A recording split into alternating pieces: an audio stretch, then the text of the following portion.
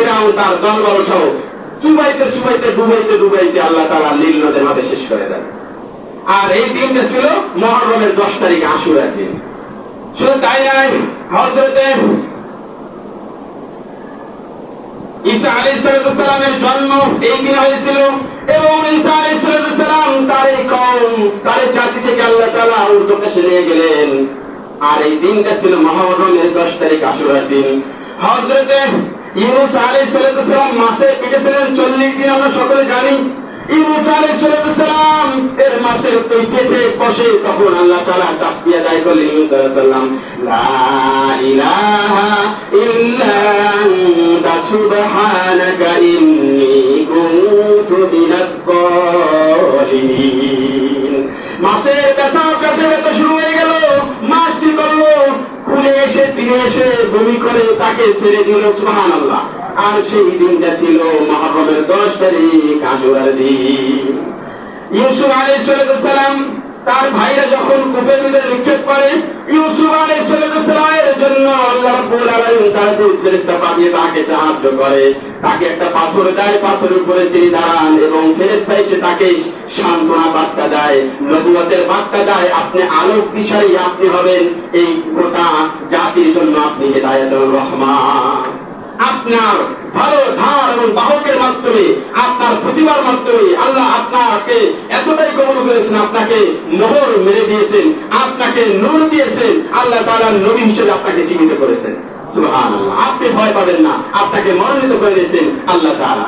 আর সেই কূপ থেকে যখন তিনি মুক্তি পেয়েছেন, সেই দিনটা ছিল মুহররমের 10 তারিখ, আশুরার দিন।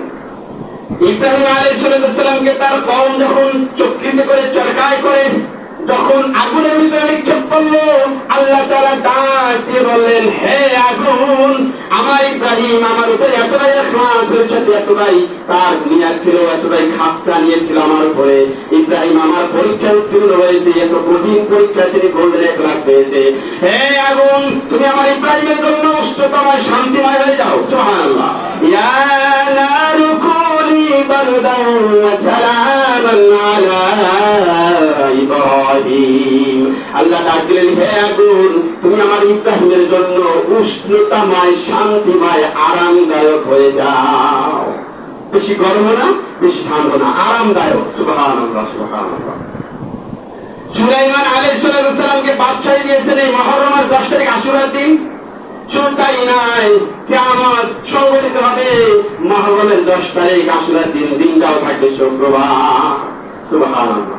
এই দিনটা আপনার এতই মর্যাদাপূর্ণ, এতই সম্মানিত, এই জন্য আশুরার দিন রাসূল পাক সাল্লাল্লাহু আলাইহি ওয়াসাল্লাম বলেছেন, রমজানের রোজার পরে ফজিলতের দিক থেকে এই আশুরার রোজা অধিক অধিক গুণে বেশি। মানে রমজানের পরের স্থান দখল করে রেখেছে এই আশুরার রোজা।